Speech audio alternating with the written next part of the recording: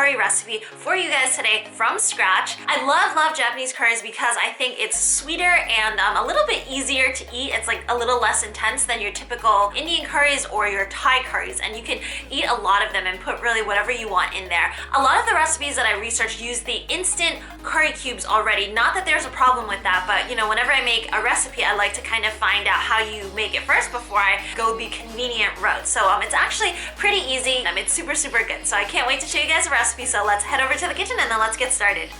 Okay, so part one of this curry, this is probably the most difficult part. 2 tablespoons of olive oil over medium heat, and then you want to chop up 2 onions, and you're basically waiting for them to soften slowly. So this process should take about 30 minutes. Meanwhile, you can be doing something else, but make sure to kind of continuously stir it in between. You want to be putting a lid on it because you want the onions not only to caramelize, but you want it to soften at the same time. So I'm just showing you the different stages of it right from the get-go. I mean, obviously, again, you'll be doing something else, but eventually it'll get nice and brown and caramelized, but you want it to soften some more. So I put in about a quarter cup of water, medium heat, put a lid on it, and again, this whole process takes about 30 minutes, after which you will get something like this. And you want to kind of take a spatula and continue mushing it down because you kind of want an onion paste, so to speak, a nice sweet onion paste. And sometimes you'll see curries that are a little bit more lumpy. It's just because they haven't gotten this down to, you know, a nice puree yet. You could even puree this at the end if you want to. So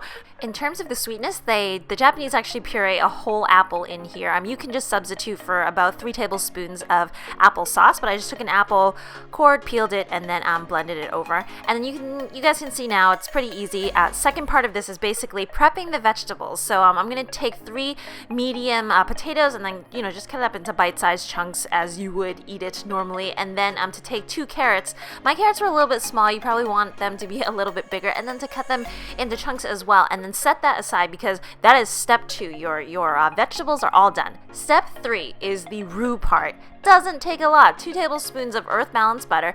You just want to melt it over medium high heat. You want to put in the curry, and then you just want to stir it around. So 2 tablespoons of curry powder, and stir it around for, I would say about a minute, just so that all of the spices in there kind of heat up and then release their fragrance. And then in goes about a tablespoon of flour, and again, you just want to mix that around. It'll get really thick on you first, but then it'll turn into a little bit of a paste afterwards. So cook it for about a minute to 2 minutes just to cook off some of that flour mixture, and then turn off the heat and then set that aside. So you're ready to put finally the curry together. So a tablespoon of olive oil over medium heat, a tablespoon of ginger, a tablespoon of garlic, and then you just want to fry that for about 30 seconds just to release the flavors. And then in go that applesauce from 1 apple, and then you want to take 2 tablespoons of tonkatsu sauce, or bulldog sauce as the Japanese call it, or if you don't have it, 2 tablespoons sweetened barbecue sauce.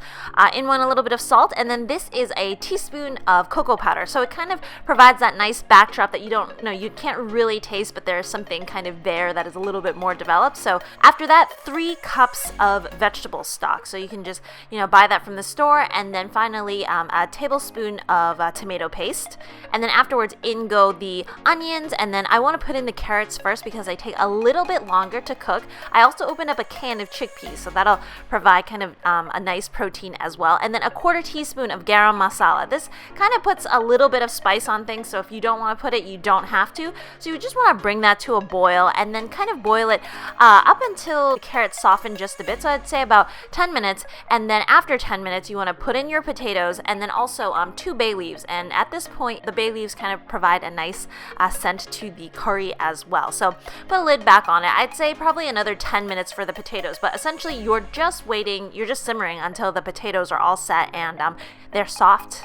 So this is basically to finish it off. You're going to put in a 1/2 cup of frozen peas, and that's for color, for flavor, and then you're going to thicken it all up with the roux that you set aside. So basically kind of use a whisk or use a spoon and whisk that around, and then within probably like a minute or 2, the whole entire curry is going to thicken. Okay, so you can see it like this, and basically this is ready to go. This is also the point though where you should test it for flavor. So if you think that it should be a little bit more salty or maybe even a little bit more sweet, I would adjust it with a little bit of salt or a little bit of sugar. You want it to have, maybe a little bit more curry flavor. You can add in a little bit of curry powder that way. Okay, so I have a little bit of rice all set and ready to go, and then essentially you just spoon it on, and this is an amazing meal. You have kind of really hearty vegetables like root vegetables from the carrots and the potatoes, and then also you have your protein from the chickpeas chickpeas as well. Anyways, guys, I hope you enjoyed this recipe. It wasn't too bad. I mean, there was a couple steps to it, but all of the steps I would say were kind of easy, and plus you're kind of making it from scratch. And I mean, obviously after this time, you can use the curry cubes and it'll be a lot quicker. Anyways, as usual, if you guys want to see more recipes like this, please remember to hit like and subscribe, and I will see you guys again next time. Bye!